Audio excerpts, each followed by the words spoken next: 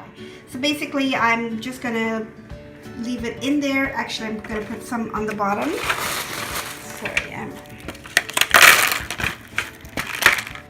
these things go all over the place. They roll, so you gotta be there. This is a small layer, so it's not touching the bottom, and then I'll just place it in very, you don't have to be too gentle about it.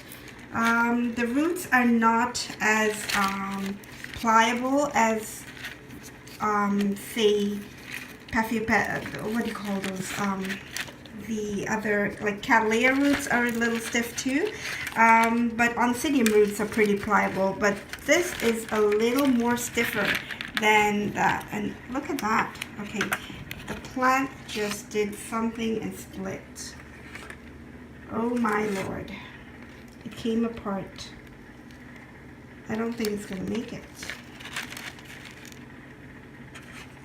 It has no roots.